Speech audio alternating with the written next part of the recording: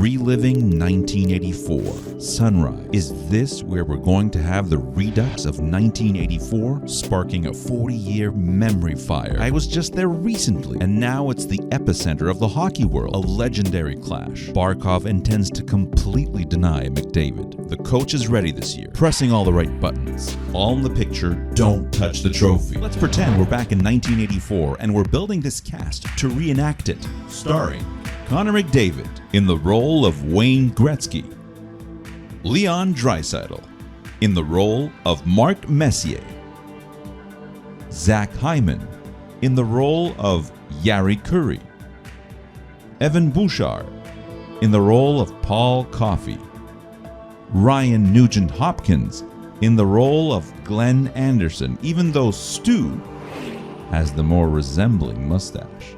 Stuart Skinner, he will have the role of both Grant Fuhr and Andy Moog.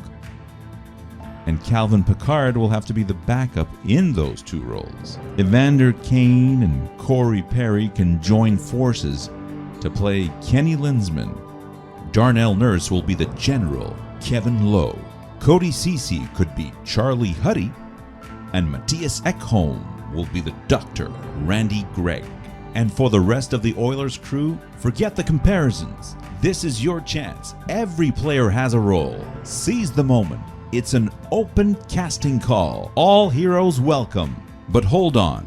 This is going to be an absolute daunting task. We've all heard the saying you have to learn how to lose before winning. And when the 84 Oilers came back after that 83 sweep, it was far from being a sure thing. They started it off with an unconventional 1-0 win, and the current Oilers may have to win one of those kind of games. The odds are stacked against the Oilers, and one of the reasons is because the Panthers are at their second go at it. There are not many examples in the post-Original Six expansion era when finalists are back in consecutive years after losing the Stanley Cup Finals. The St. Louis Blues, but we can't really count them. They were in the expansion division, and those expansion teams competed in that division, with the winner going straight to the Stanley Cup Final and meet one of the established Original Six teams. The next example would be the Boston Bruins in 1977 and 78. But what can we say about the Bruins? They have a 6-14 record in the Stanley Cup Finals. Then we move on to the Oilers of 83, who got swept and came back to win the following year.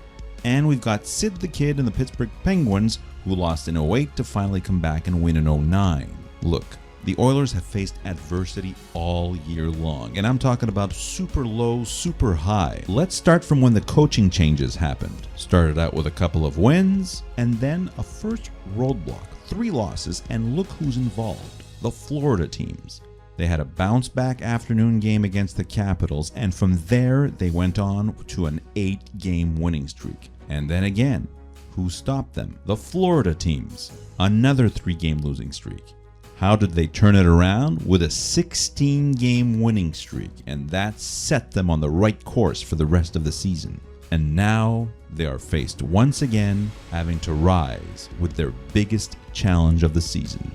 This is not about Canada's team. It's about giving Canadian fans hope that their team could be next or closer to their objectives. It's about giving new fans the opportunity to enjoy what older fans may have experienced. It's about bringing people together, to inspiring individuals to achieving their own personal goals, right? Yeah.